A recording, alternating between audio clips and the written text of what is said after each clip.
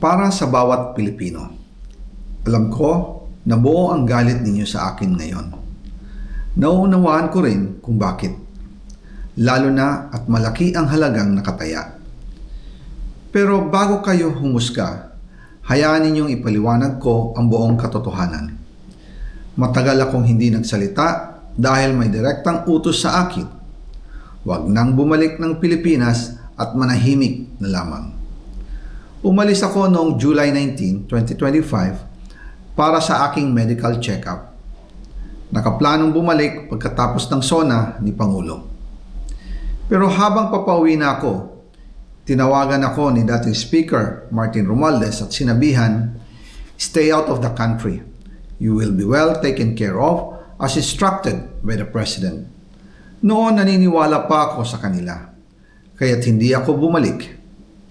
Tumikom ang aking bibig, sumunod ako, pero ang hindi ko alam, ang ibig pala nilang sabihin sa aalagaan ka namin ay gagamitin ako bilang panakipbutas sa kanilang kampanya laban sa korupsyon.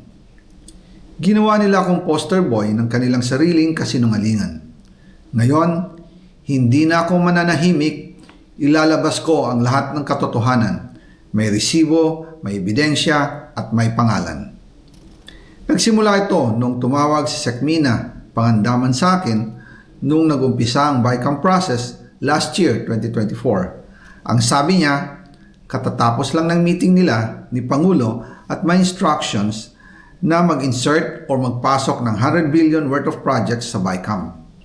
At sinabi pa ni Sekmina, "You can confirm with Yusek Adrian Bersamin dahil magkasama sila sa meeting ni Pangulong BBM noong araw na yon." Tinawagan ko po agad si Yusek Adrian Bersamin at tinanong ko kung may instruction nga ba ang Pangulo na magpasok ng 100 billion during their meeting. Ang sabi niya ay totoo nga po. Right after our conversation, tinawagan ko po si dating Speaker Martin Romualdez at nireport ko ang instructions ng Presidente to insert the 100 billion projects. At sinabi niya sa akin, what the President wants, he gets. After ng ilang araw, nag-set po ng meeting si Sekmina Pangandaman at Yusek Adrian Bersamin sa amin ni dating Speaker Martin Romualdez sa Aguado Building in front of Gate 4 ng Malacanang at nandoon din po si Yusek Jojo Cadiz. During the meeting, binigay po ni Yusek Adrian Bersamin ang listahan na worth 100 billion. Tinanong ko po si Yusek Adrian kung saan galing ang listahan. Ang sagot niya, galing kay PBBM mismo at binigay niya ito mula sa brown leather bag. Nung sinabi po ni Yusek Adrian Bersamin yung brown leather bag, naalala ko noong nasa Singapore kami right after the elections of May 2022 sa Hilton Hotel, kami ni dating Speaker Martin and PBBM habang pauwi at pabalik ng Pilipinas, hinabol ng PSG ang brown leather bag at ang sabi ni PBBM, maiwan na lahat, wag lang ang brown leather bag. Kaya naniwala ako na utos talaga ito ng Pangulo. Pagkatapos ng ilang araw, I informed sina dating Speaker Martin Romualdez, Sekmina Pangandaman, Yusek Adrian Bersamin, and Yusek Jojo Cadiz na kung pwede 50 billion lang ang ipasok sa program funds dahil so sobra ang DPWH funds versus sa DepEd. In practice, hindi pwede na mas malaki ang budget ng DPWH kaysa edukasyon. And yung balance na 50 billion, ilagay na lang sa unprogrammed funds for the 2025 budget.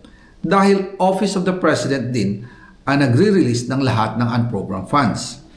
Pagkatapos ng isang araw, tinawagan ako ni Sekmina at sinabi ang mensahe ng Pangulo, ipasok ninyo yan dahil pinangako na sa akin ni Speaker Martin yan at hindi na pwedeng baguhin.